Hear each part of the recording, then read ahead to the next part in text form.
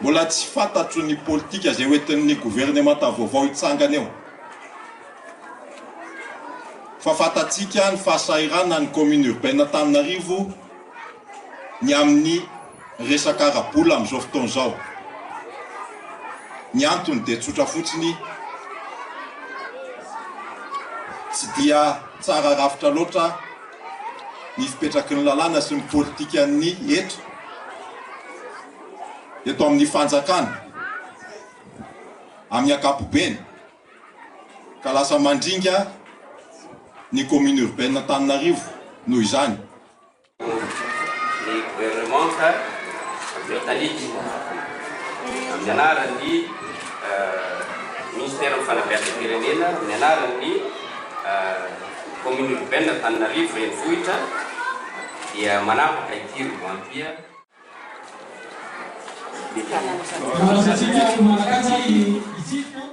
Malagasy friends, thank you for today and give to the children and also something back.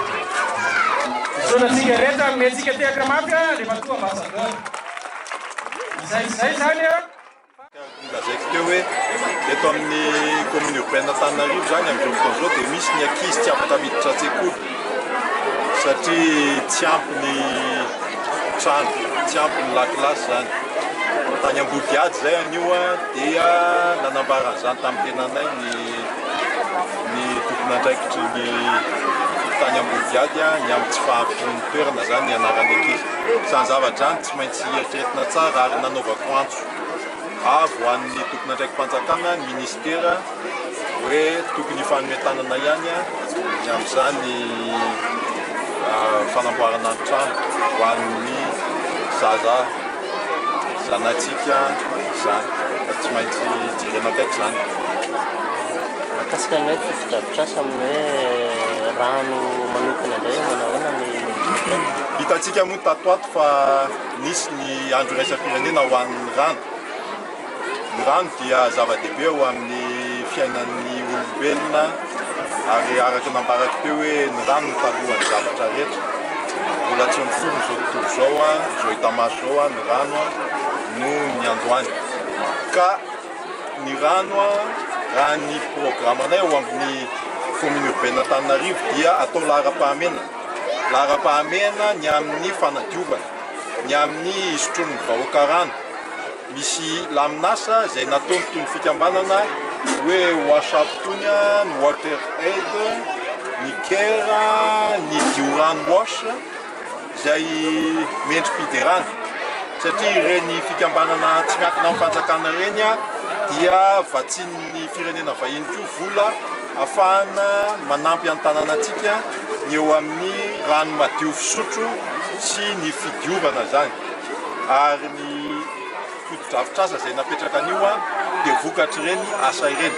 Ny JIRAMA koa dia soranay manokana satria tsy misy zavatra mety anjary koa raha tsy eo aloha ny JIRAMA ny amin'ny fampidirana rano isa-tokantranon'ny olona. Ny fanirinay dia hanana rano ao anaty tokantranony daholo ny olona rehetra, kanefa mila enti-manana zany. Ny vahoaka tsy manana ny enti-manana, entina apiditra rano any amin'ny tokantrano satria lafo.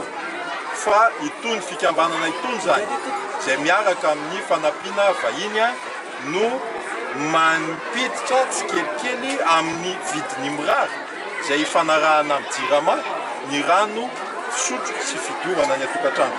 Dia izay mampirisika zany amin'izao fotoana izao ny mbola hitokony zany. Efa any amin'ny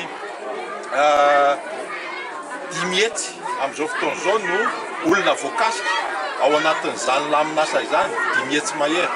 Ny fahazona borna fontaine, ny lavoir, ireny fanasan-damba ireny dia iarahana miasa amin'izareo daholo. Ka izay eto amin'ny commune urbaine Antananarivo dia nametraka ho lahara-pahamena aloha ny amin'ny rano fidiovana sy fisotro ny vahoaka Antananarivo satria aina no iankinana zany sy fahasalamana. Raha misotro rano maloto ny olona dia mety hampidi-doza izany. Ary nambarako teto koa fa izao laka-drano maloto zao, ny rano maloto rehetra eto amin'ny Antananarivo dia tsy maintsy dinihina ny fanadiovana azy fa tokony handeha any amin'ny lakan-drano izay ny infrastructure izay tokony mapetraka zany ny rano maloto fa tsy hita maso tahaka an'izao hitatsika amin'izao fotoana izao.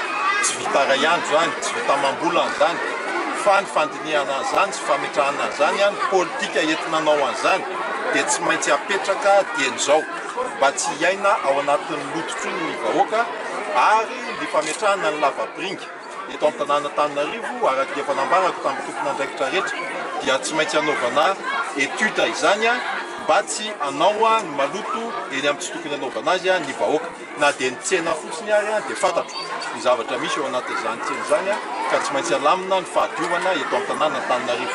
Tsy misy asa vita ray andro atory fa ny fandaminana sy ny paikadiny tsy maintsy apetraka ary mino izahay ary mianao antsoava ny vahoaka n'Antananarivo fa raha manaraka tsara ny fandaminana isika sy ny paikady izay hoentinay dia iova io tanàna Antananarivo io ary ho hitan'ny vahoaka miandalana eo ny fahatsarany sy ny fahadiovana izy eto. Mety hoe vinavinaina ao anatin'ny fidivolana fomba ihany satria ianao tao anatin'ny teny tsy fahafin'ny tetivolana sy ny tsy fisiny tetivolana. Zaho moa nametraka